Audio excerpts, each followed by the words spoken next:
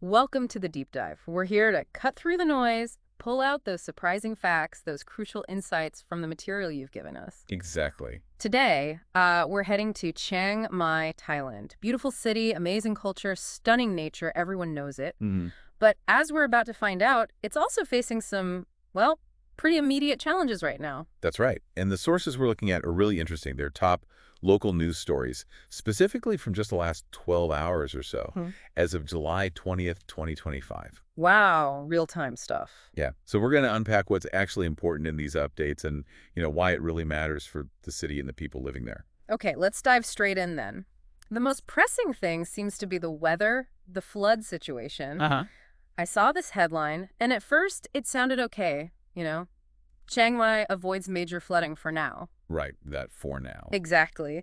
It even mentioned the Ping River level, that's the main river through the city, right? Dropped a bit, from 2.78 meters down to 2.59. Which is good news on its own. But that phrase, for now, it really stood out. What's hiding behind that? What does that really mean? Well, that for now is basically a huge caveat. It's critical. Yeah. Because even though the Ping River level did drop, which is, welcome breather, Sure. officials are really stressing vigilance, extreme vigilance, actually. And the reason is tropical storm Wipha. Ah, okay, Wipha. Yeah, and they're watching it closely because there's potential for it to strengthen into a full-blown typhoon as it gets closer. Right, and a typhoon is what? Stronger winds, more intense? Exactly. Higher wind speeds, greater intensity overall. So northern Thailand, and this includes a lot of Chiang Mai province, not just the city. Okay. We're talking 25 districts specifically named, places like Chiang Dao, Mai Tang. Hmm. They're all under flash flood and forest runoff warnings, specifically because of Wipha. 25 districts, wow. It's a wide area. And the Thai Meteorological Department, they're forecasting widely scattered heavy thunderstorms, plus ongoing monsoon activity right through the week. Northern Thailand's geography, the mountains, the rivers, it makes it pretty vulnerable to this kind of sustained rain. So this isn't just a quick shower passing through, it's a sustained threat, potentially getting worse and affecting a huge area. Precisely. I also saw authorities are urging basically everyone, residents, agencies, to get ready for heavy rain, floods, even landslides, right through July 24th. Mm-hmm. That's the official warning period. So what does this actually mean for, daily life, travel in and out of the city? Well, the travel impact is already kicking in. The Civil Aviation Authority of Thailand, the CI, they're warning passengers flying through Chiang Mai to expect delays. Okay. And they're talking full refunds, too, for flights connecting through Suvarnabhumi, which is Bangkok's main hub, and other airports as well. So even if your flight isn't directly to Chiang Mai but connects through somewhere affected? Exactly. It shows how Wipha's impact spreads right across the travel network, even if you're starting your journey far away. Right. And it's not just planes. They're also putting out warnings for boats, for mariners. Really? Even though Chiang Mai's inland? Well, yeah, the warnings are for the Andaman Sea and the Gulf of Thailand's west and east coast.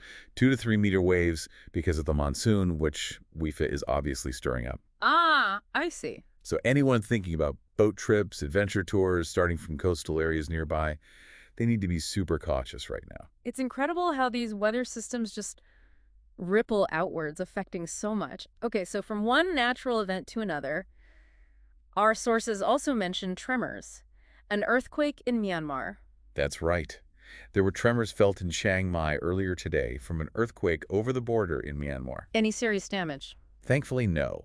Reports say just minor cracks, like small ones, in some condo buildings in Chiang Mai. Okay, that's a relief. Yeah, crucially, no serious structural damage, no injuries reported.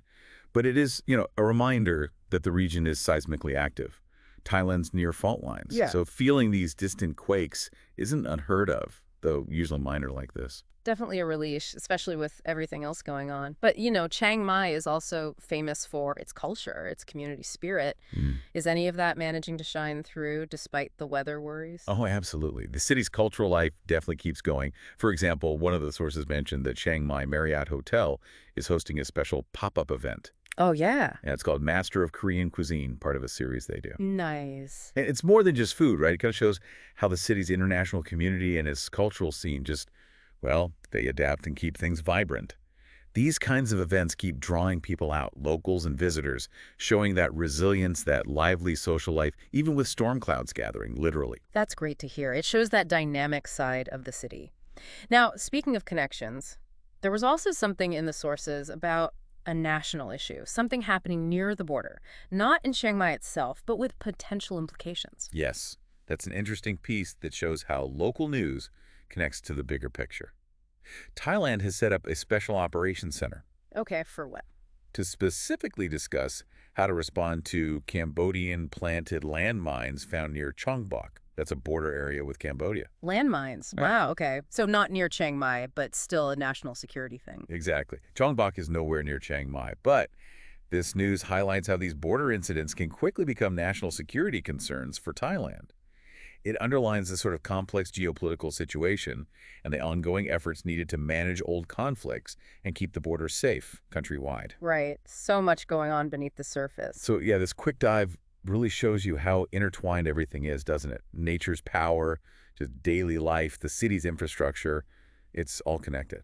Even in just a 12-hour window that seems quiet on the surface, Chiang Mai is dealing with natural threats, celebrating culture, and navigating these wider national issues. And things can change fast, especially with something like Wipha looming. And that's why digging into these details is so valuable, right? Now you don't just know the headline, you understand the specifics, the actual river levels, the difference between the storm now and a potential typhoon later, Mm.